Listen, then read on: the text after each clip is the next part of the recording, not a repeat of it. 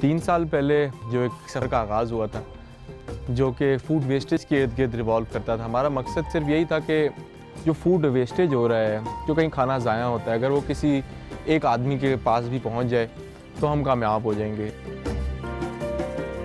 और जिस तरह रिस्क हमने एक साल के अंदर इवॉल्व किया और ग्रो किया और इस फील्ड के अंदर आए हैं, इन स्लम्स के अंदर घूमे हैं, इन गरीब बस्तियों में घूमे हैं, तो हमें अंदाज़ा हुआ है कि जो हंगर का प्रॉब्लम है उसको बड़ी सिस्टमाइज्ड अप्रोच चाहिए ख़त्म करने के लिए। वो एक चीज़ तक रिस्ट्रिक्टेड नहीं है।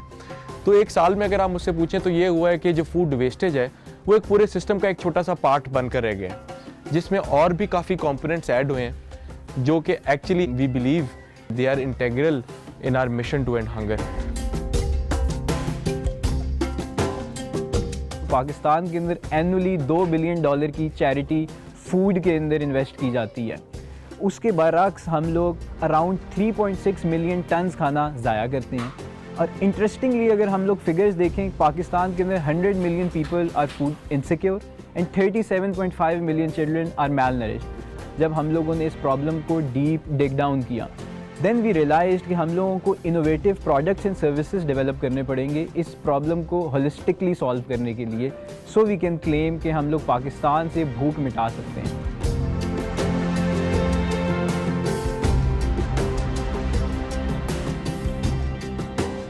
अब टोटल 5 सर्विसेज होंगी। उसमें सबसे पहली रिस्क देग है कि अगर किसी ने देग डिस्ट्रीब्यूट करानी है तो नॉर्मली आपको पता है अमूमन काफ़ी मुश्किल प्रोसेस होगा कि लोग किसी वेंडर को कॉल करेंगे, फिर यार वो कहीं अच्छी जगह पे डिस्ट्रीब्यूट हुई है भी कि नहीं हुई, क्या वो आया डिस्ट्रीब्यूट हुआ भी नहीं हुआ। So all of this was a problem. So what we have done is कि अब आप हमें ऑर्डर दे सकते हैं देग का। हम उस बिहाफ पे हमने पूरे सिटी के अंदर डिफरेंट कम्युनिटीज़ चॉक आउट की होती हैं जो कि हंगर स्ट्रिकन कम्युनिटीज़ होती हैं। वहाँ पे हम डिस्ट्रीब्यूशंस कराते हैं आपके बिहाफ पे और आपको रिपोर्ट पैक दे देते हैं।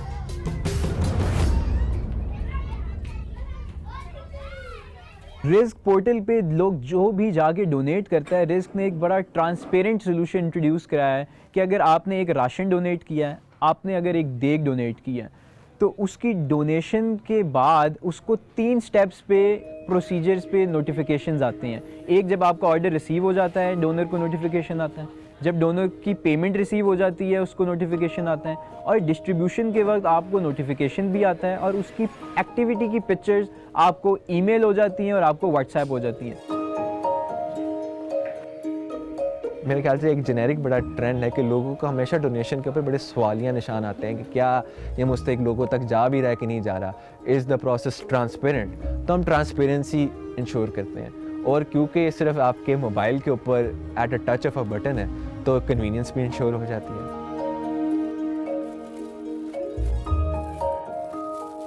रिस्क स्कूल लंच बॉक्स हमारा एक इनिशिएटिव है। पाकिस्तान के अंदर 36.5 मिलियन चिल्ड्रन जो है वो अंडर नरिश्ड हैं, और एक बहुत बड़ी तादाद जो स्कूल जो बच्चे हैं वो स्कूलों से बाहर हैं।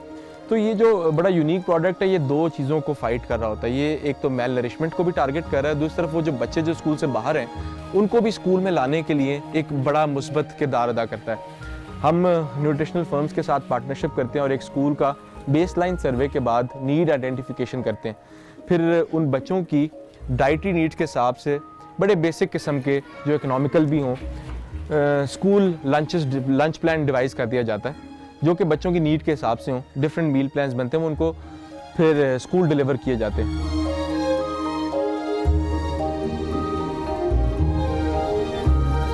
रिस्क ने एक हेल्पलाइन इंट्रोड्यूस कराई है जिस पे कोई भी किसी भी टाइम हफ्ते में 7 दिन कॉल कर सकता है, और जितना भी उनके पास एक्सेस फूड अवेलेबल है वो रिस्क की हेल्पलाइन पे कॉल करके एक रिस्क वैन बुक करा सकता है। रिस्क वैन का मकसद ये है कि ये शहर के अंदर जितनी भी जगहें हैं जहाँ पे एक्सेस फूड बचता है उस एक्सेस फूड को कलेक्ट करती है और ये रिस्क बैंक के अंदर स्टोर करती है।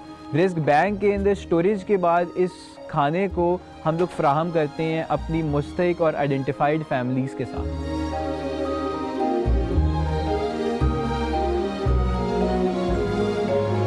हम एक लो कॉस्ट ढाबा बना रहे हैं जो कि स्टैंडर्डाइज्ड होगा। आप इसको इस तरह समझ सकते हैं कि ये गरीबों के लिए एक मैकडॉनल्ड्स है।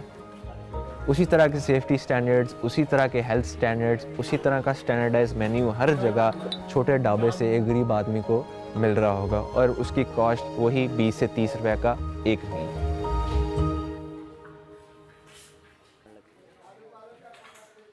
हमें किसी इलाके में जाना हो तो हम सबसे पहले वहाँ पे एक राशन यूनिट का आगाज़ किया जाता है। रिस्क राशन यूनिट हमारी एक सर्विस है जो कि हमारे वेब ऐप पर भी मौजूद है। होता ये है कि हम एक छोटा सा ऑफिस बनाते हैं जिसमें 2 से 3 लोगों की टीम होती है, इंक्लूडिंग अ ब्रांच मैनेजर, एक वेरिफिकेशन ऑफिसर और चंद और लोग होते हैं जो इलाके के कम्युनिटी को मोबिलाइज़ करते हैं। इलाके के अंदर एप्लीकेशंस का प्रोसेस स्टार्ट होता है और उसके बाद हर कोई आकर इलाके में जो अब समझता है कि उसको ज़रूरत है वो राशन के लिए अप्लाई करता है। एक छोटा सा फॉर्म है जो कि ऑफिस में फिल कर दिया जाता है। फिर उसके बाद हमारा वेरिफिकेशन ऑफिसर उनके घर जाता है। एक मल्टी पॉवर्टी इंडेक्स और पाकिस्तान पॉवर्टी स्कोर कार्ड के हिसाब से हमने एक ना सर्वे डिज़ाइन किया है जो कि उसके घर में जाकर होता है। वेरिफिकेशन का जो क्राइटेरिया है वो बहुत ज़बरदस्त है, वो एक इंटरनेशनल स्टैंडर्ड के ऊपर मबनी है।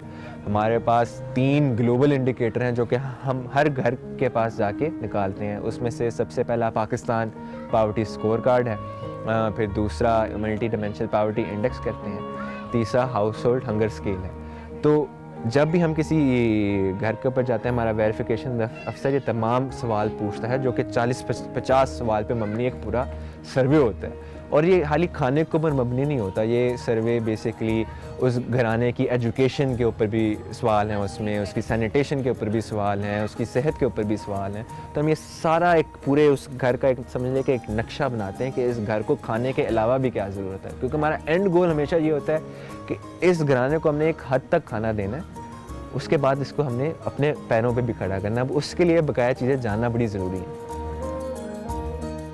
अब कभी कभार ये होता है कि स्कोर जो सर्वे है वो शायद उस घर की सही तरह कासी भी ना कर पाए, क्योंकि कभी कभार ऐसी चीज़ें होती हैं जो कि एक इंसान ही परख पाता है।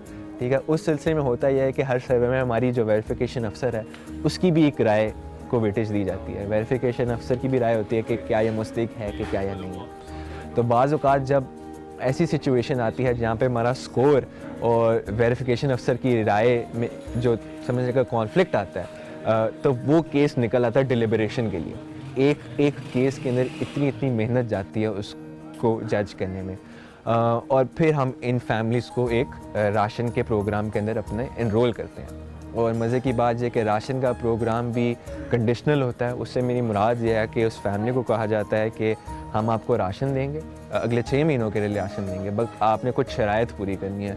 शराइत ये होती हैं कि आपने अपने बच्चों को स्कूल भेजना है। ठीक है, अगर आपके पास स्किल नहीं है तो आपने स्किल सीखना है। अगर आप कोई हेल्थ शॉक से गुजरे हैं तो आपने वो हेल्थ शॉक से निकलना है। ठीक है, अब इस तमाम चीज़ के लिए हम करते ये हैं कि हम डिफरेंट और NGOs के साथ पार्टनर करते हैं। तो हमारे फूड बैंक के आसपास एक हेल्थ NGO है, हमारे पास माइक्रो फाइनेंस की NGO है, हमारे पास स्किल ट्रेनिंग NGO है। तो बेसिकली हमारे बेनिफिशरीज़ फिर हम उनको वहाँ पे राउट करते हैं ताकि खाना तो चले हम प्रोवाइड कर रहे हैं, फिर बकाया स्किल्स और डिफरेंट चीज़ें डिफरेंट इदारे प्रोवाइड कर रहे हैं। तो इस तरह उस घराने के पास भी एक्सक्यूज़ कोई नहीं रहता पावर्टी से निकलने के लिए। हम कहते हैं कि आपका खाने का मसला फॉर फ्रंट है, हमने वो सॉल्व किया, अब आपने अपना हिस्सा निभाना है, आपने इन चीज़ों को पूरा करना है।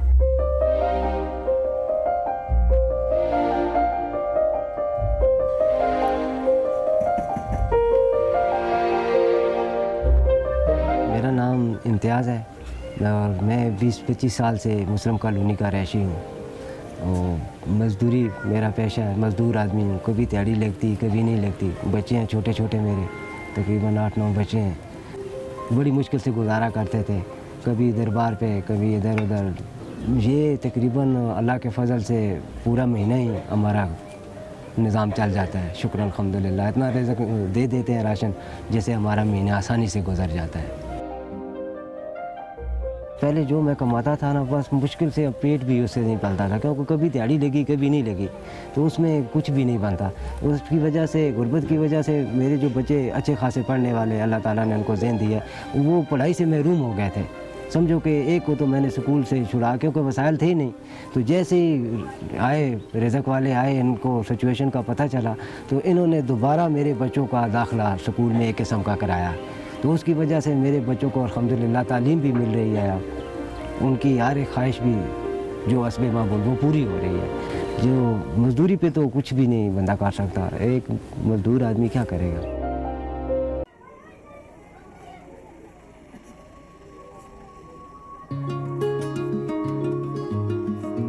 पिछले साल हम एक इंटरनेशनल इंक्यूबेटर स्प्रिंग एक्सेलेरेटर के नाम से उसमें हम इनरोल हुए थे as one of the top 20 social enterprises of South Asia. तो ये हमारे लिए भी बहुत बड़ी अचीवमेंट थी, पाकिस्तान के लिए बहुत बड़ी अचीवमेंट थी। दुनिया के best of the best development के लोग, मार्केटिंग के लोग, बिज़नेस प्रोसेस के लोग, टेक्नोलॉजी के लोग, उन्होंने हमारी मदद की थी हमारे प्रोसेस को मज़ीद बेहतर करने में। उनका पूरा कंटिजेंट विज़िट करने आया था और जो हमारा सक्सेस था उसको देखने आई थी कि हमने माशाल्लाह किस तरह अपने ऑपरेशन को एक्सपैंड किया in such a short amount of time. ठीक, पहले हम एक फूड बैंक पे थे हाली लाहौर में, माशाल्लाह 1 year down the lane we are around 4 food banks in Lahore and Islamabad.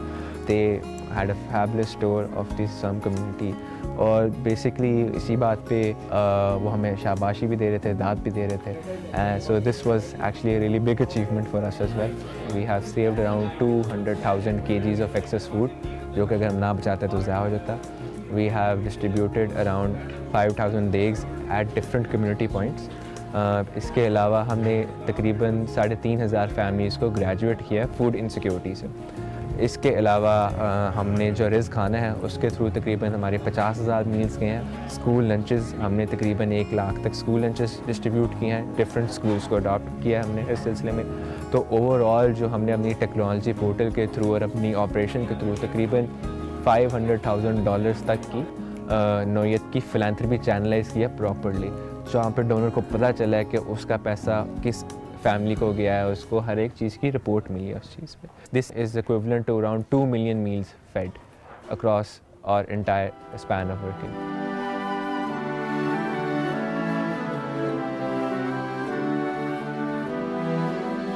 कोई भूखा नहीं सोता, ये बड़ा एक कॉमन जुमला होता है। अगर आप ख़ास तौर पे अगर हम लोग इस फील्ड में काम कर रहे हैं या हम लोग इसलिए करना चाह रहे हैं, एम्बिशियस होते हैं, लेकिन हम जितना भी इसको रिसर्च करते हैं, जितना भी इन स्लम्स के अंदर फिरते हैं, हमें रियलाइज़ होता है ये इतना ग्रेव प्रॉब्लम है। और जब तक हमने इस हंगर के प्रॉब्लम को एड्रेस नहीं किया ना, तो तब तक हम आगे इनके प्रॉब्लम्स को आगे फर्दर एड्रेस नहीं कर सकते। You can not realize the problem, you can not, आप उस घर वाले को क्या समझाएंगे जिसके घर में रोटी नहीं है? आप उसको कैसे कहेंगे कि वो एजुकेशन हासिल करे? उसको कैसे कहेंगे कि वो सफाई करे, उसके बच्चे हाथ धोएं?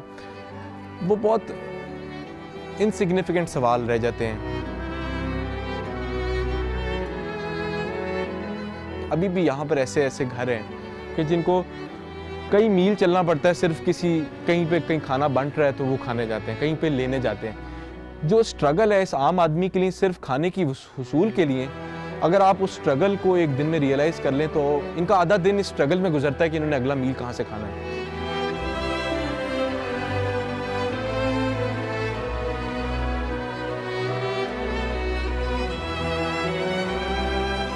ये आपके एक मुल्क की रिसोर्स है, ये वो बच्चे हैं जिन्होंने कुछ कंट्रीब्यूट करना है। ये मैसेज हैं पाकिस्तान की जो मैसेज हैं, जो कि बच्चे हैं, उनका आधा दिन अगर इस चीज़ में स्ट्रगल करता है कि उन्होंने अगला मील कहाँ से खाना है, और उस मील में भी उनको गारंटीड नहीं है कि वो क्या मिलेगा और कैसे मिलेगा। यहाँ पे माएँ फाके करती हैं ताकि बच्चे खाना खा सकें। यहाँ पे ये हालात हैं, माँ लंगर से खाना ले आएगी ताकि बच्चे खा लें। मैं आपको एक छोटी सी चीज़ बताता हूँ। आप लोकल इन ऐसे इलाकों के किराने स्टोर पर जाएँ, जो किराने के स्टोर होते हैं वो आपको असल स्टोरी बताएंगे कि एक ख़ानदान का कितना उधार है सिर्फ खाने की चीज़ों के ऊपर। एक ख़ानदान रोज़ कितने किलो, सिर्फ आधा किलो आटा लेके जाता है। ये वो लोग हैं जो आधा किलो आटे के लिए एक स्ट्रगल करते हैं। पैसे कमाएंगे तो आधा किलो आटा लेंगे और उस आधा किलो रोटों से फिर 2-4 लोग घर में रोटी खा लेंगे, शायद वो भी ना ले सकें।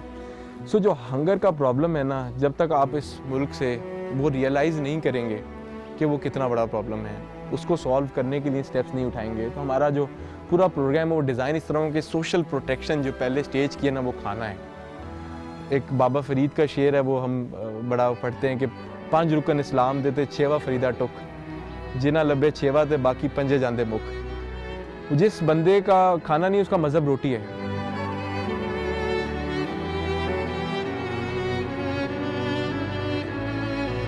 जब हम तस्दीक करने जाते हैं, जब हम फॉर्म करने जाते हैं, तो हमारे लिए बड़ा ही मुश्किल हो जाता है कि कैसे प्रायोरिटाइज़ करें, किस फैमिली को चूज़ करना है, किस फैमिली को चूज़ नहीं करना।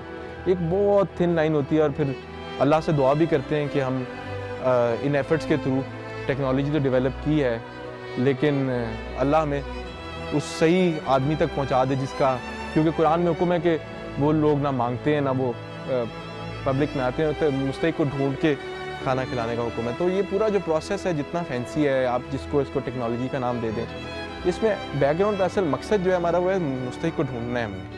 कोर में अगर आप जाएँ तो हम उन बेसिक वैल्यूज़ को पूरा करना चाहते हैं कि अगर अल्लाह का हुक्म है कि मुस्तहिक को ढूंढ के खिलाना है तो मुस्तहिक को वाकई उसके लिए एफ़र्ट डालनी पड़ेगी। तो ये पूरा प्रोसेस उस एफ़र्ट का नाम है।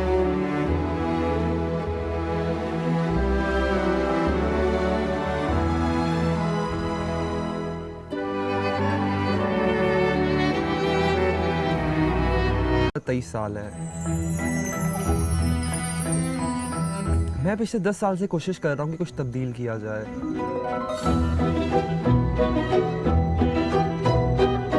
कुछ ख्वाब है मेरे अपने लिए नहीं, हमारे मुल्क के लिए, हमारे माशरे के लिए। मुझे 2014 में दुनिया का सबसे बड़ा यूथ अवार्ड मिला।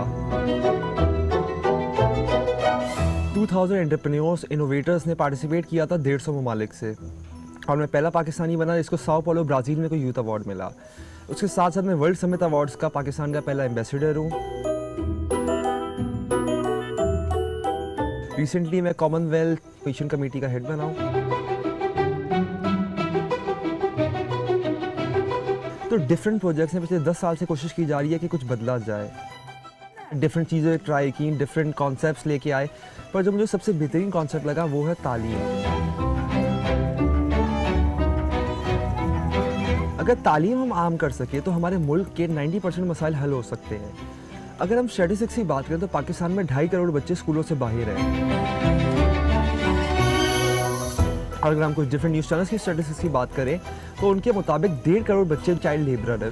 कोई पाकिस्तान में इस तरह का स्कूल नहीं था। अगर हम गवर्नमेंट की बात भी करें तो कोई ऐसा स्कूल नहीं है कि जो इन बच्चों को रात में पढ़ा सके।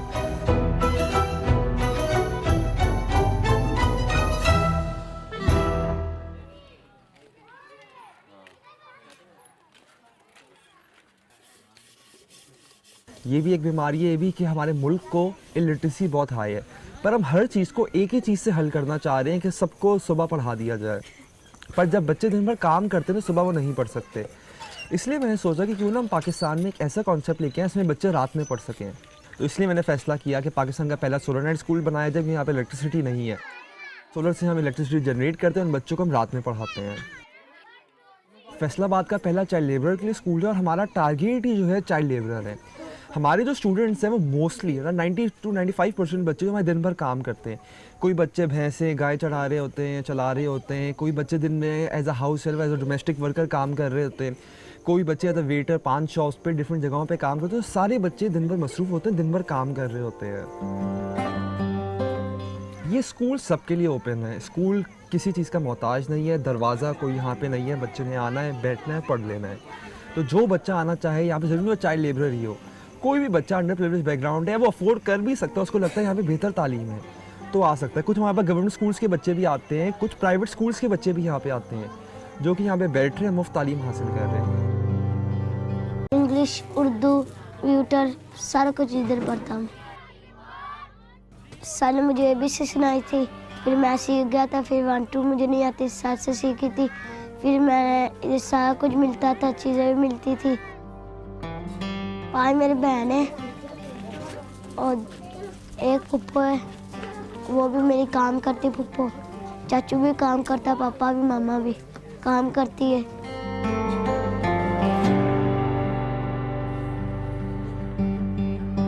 अपने बारे में सोचती, हमारे बारे सोचती है बस।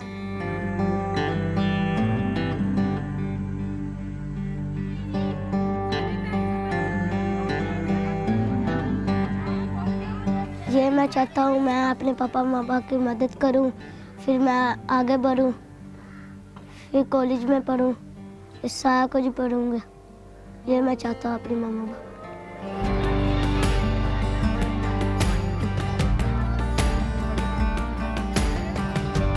फिर हम बड़ी आदमी बन जाएंगे, फिर नौकरी मिलेगी।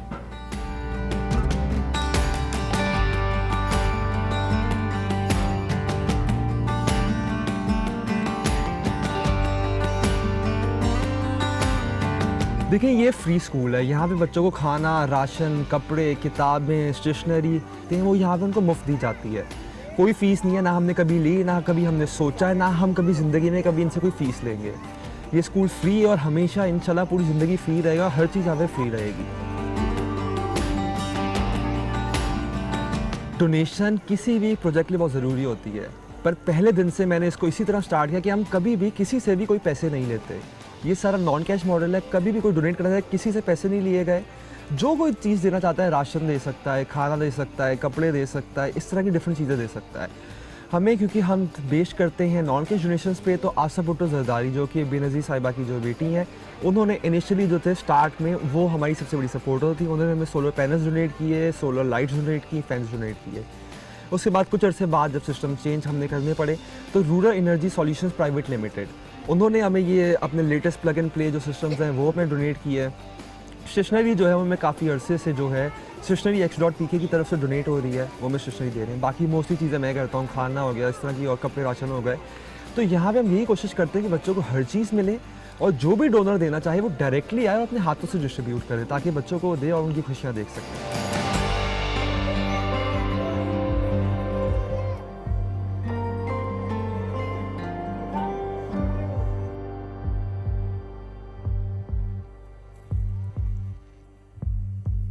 मेरा नाम अरीन अब्दुल करीम है और मैं 10 ईयर की हूँ।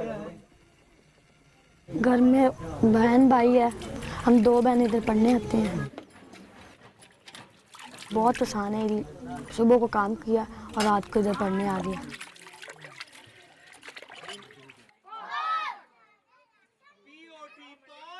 जो सर रोहेल है इधर पढ़ाने आते हैं और बहुत कुछ इधर हमें सिखाते हैं।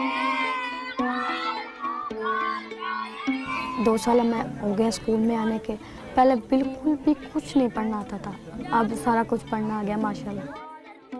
पहले मैंने फ़ोटोशॉप सीखी, फिर मैंने आस्ता आस्ता कार्ड भी बनाने सीखे, फिर आस्ता फिर एक एक करके बनाती रही।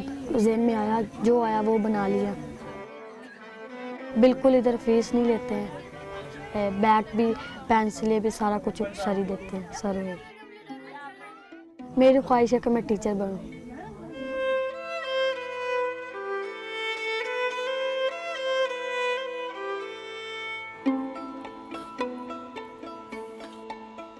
पॉवर्टी और उसके साथ है टेररिज्म। ये दोनों अगर हम इसकी बात करें तो ये दोनों हल हो सकते हैं तालीम से। देखिए तालीम अगर इनको आएगी, इनकी ज़िंदगी बेहतर होगी, पॉवर्टी से बाहर निकलेंगे। इनके लिए एक ईजी स्केप है ये कि जब ये पढ़ लिख जाएंगे, बेहतर नौकरी कर सकेंगे, बेहतर कारोबार, बेहतर काम कर सकेंगे, बेहतर अर्न कर सकेंगे। उसके साथ साथ जैसे कि आपको पता है कि जो खाली दिमाग होता है, जो इलिटरेट होते हैं, उनको बहकाना या उनको गलत सिम्त में लेके जाना बहुत आसान काम है। तो इसीलिए हम इनको शऊर दे रहे हैं कि जी ये सही रास्ते पे चलें, एक बेहतर इंसान बने, इनको सही गलत की तमीज़ हो।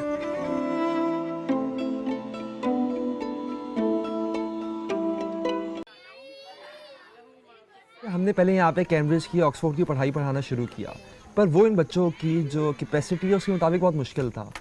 फिर हम पंजाब टेक्स्ट बोर्ड पर वो भी मुझे लगा कि वो स्पेसिफिक नहीं है इन बच्चों के लिए।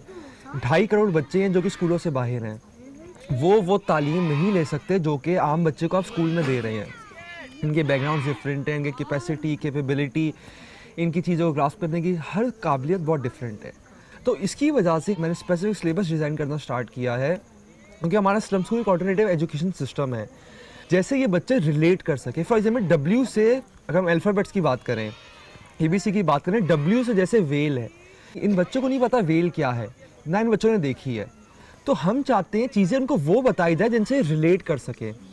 हमने W से वाइट निकाला, जो बच्चे सफ़ेद रंग अंग्रेज़ी के वो लफ्ज़ इस्तेमाल भी कर सकें नॉर्मल लाइफ में भी, और रिलेट कर सकें कि कौन सा लफ्ज़ कहाँ इस्तेमाल करना है।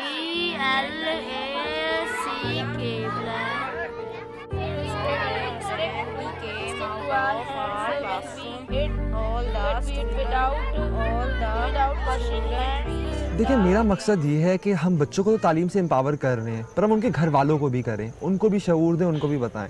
तो इसीलिए जो भी चीज़ें हम यहाँ पे बच्चों को देते हैं, हम उनके घर वालों को भी देते हैं, तालीम से रिलेटेड हो या बाकी। अब बहुत सारे जो पेरेंट्स हैं वो कहते हैं कि हम पढ़ना चाहते हैं पर स्कूल नहीं आ सकते, या और डिफरेंट चीज़ें होती हैं। तो कुछ तो पेरेंट्स इधर आ जाते हैं, जो नहीं आ सकते हम उनको उनके घर जाके बुक्स भी दे देते हैं, हम उनको सोलर बैग्स देते हैं जो कि पाकिस्तान के पहले सोलर बैग्स हैं। उनके साथ साथ हम उनको हर वो रिसोर्सेज देते हैं जिससे उनकी तालीम में मदद हो। हमारा नाम रिहाना है। हमारे बच्चे जो है ना ऐसे ही सड़कों पे इधर उधर घूमते थे, तो हमें बहुत टेंशन होती थी कि हमारे बच्चे कैसे ज़िंदगी गुजारे के। आज के वक्त में ऐसे हैं कि पढ़े लिखे लोग हों तो ज़िंदगी है, आगे पता नहीं क्या बनेगा हमारे बच्चों का, क्योंकि हम लोग तो फीस भी नहीं दे सकते, इतने बड़े बड़े स्कूल हैं। बचपन में हमें शायद अम्मी अब्बू को नागुंजाइश हो पढ़ाने की फ़ीस वगैरह नहीं दे सके, लेकिन हमें अब मैं आती हूँ, हमारा मियाँ भी आता, मैं भी आती हूँ, हमारे बच्चे भी आते हैं, 2 बच्चे आते हैं, छोटे को भी माशाल्लाह बहुत शौक़ है, वो भी आता हमारे साथ तैयार होके। जब सर के आने का टाइम होता है ना, वो छोटा भी मुझे कहता है मम्मा मुझे तैयार करो, मैंने पढ़ने के लिए जाना है। तो मैं कहती हूँ हर किसी के बच्चे भी ऐसे हैं, अल्लाह हर किसी को सर भी ऐसा दे। अब तो मुझे इंग्लिश में भी नाम के स्पेलिंग भी आते, लिख भी सकती हूँ। सर ने हमें बहुत कुछ सिखाया। हमारे मियाँ हैं वो भी पढ़ लिख सकते हैं, हमें ना तो हमारा मियाँ बता देता, हम उसको बता देते हैं। पढ़ाई में कोई शर्म नहीं होता, बच्चे से भी पूछ सकते हैं। माँ की गोद तक और कब्र की कंधों तक भी तलीम का कोई जुर्म नहीं होता, वो तो तलीम ही होती है। हम लोग इन कच्चों मकानों में रह कर कब बढ़ाना था बच्चों को। हम लोग यही सोचते हैं हमारे बच्चे पढ़े लिखें, बहुत बड़ा बने, जैसे सर आते हैं बच्चों को पढ़ाने, ऐसे हमारे बच्चे भी जाएं बच्चों को पढ़ाने के लिए, दफ्तर में जाएं, कंप्यूटर में काम करें। ये तो नहीं ना कि हमारे बड़े वाले ईंटें पत्थर तोड़ते हैं तो ये भी यही करें।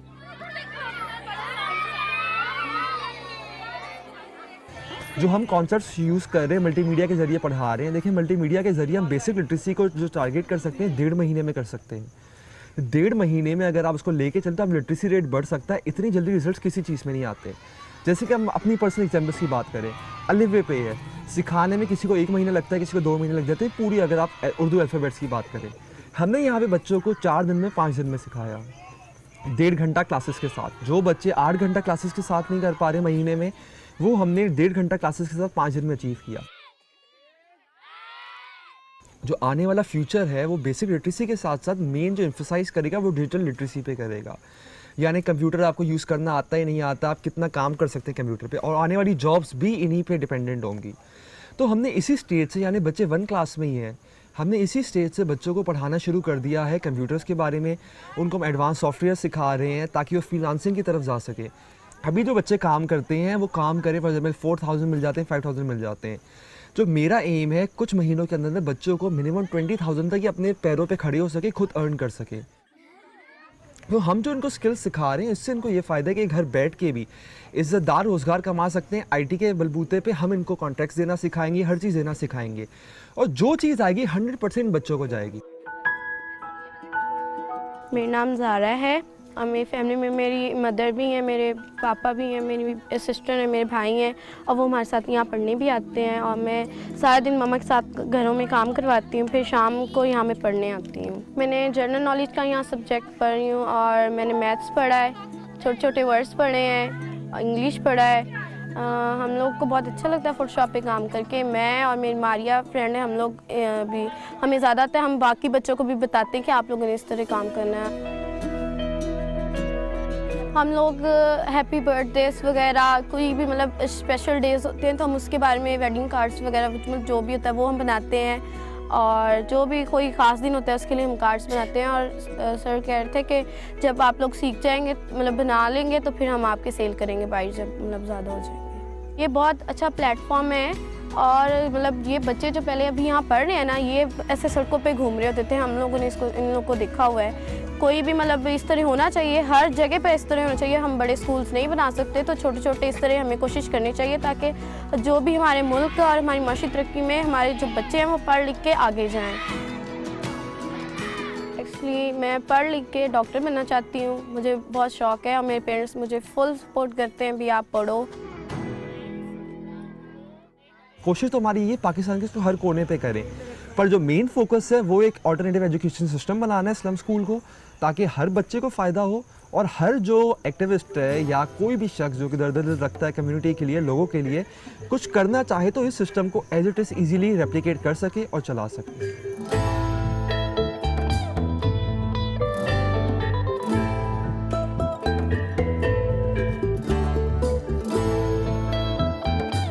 देखिए कॉन्सेप्ट किसी का मोहताज नहीं होता। जब कोशिश भी स्टार्ट की थी तब भी अकेले ही स्टार्ट की थी, सालों तक तकरीबन अकेला ही रहा। अभी कुछ वक्त गुजरा, सपोर्टर्स आए तो मुझे आदत है कि अगर सपोर्ट ना भी हो तो काम चल सकता है। देखिए अगर आपके इरादे नेक हो, नीयत साफ़ हो तो मदद आपको ज़रूर मिलती है, आपको सिर्फ इंतज़ार करना पड़ता है। तो इंतज़ार बहुत सालों किया, अगर और भी करना पड़े तो उससे फ़र्क नहीं पड़ता। रिज़ल्ट देखें तब तक रिज़ल्ट अगर बच्चों में आ रहे हैं वो मेरे लिए एक अचीवमेंट है। लोग इंटरेस्ट शो करें ना करें, मीडिया इंटरेस्ट शो करे ना करे, वो एक अलग चीज़ है। मेन जो रिज़ल्ट मिले, जो मैटर करता है वो है बच्चे। अगर इनकी लाइफ बदल रही है, इनकी ज़िंदगी बेहतर हो रही है तो मैं आखिरी दिन तक की कोशिश करता रहूँगा, भले एक बच्चे की क्यों ना हो।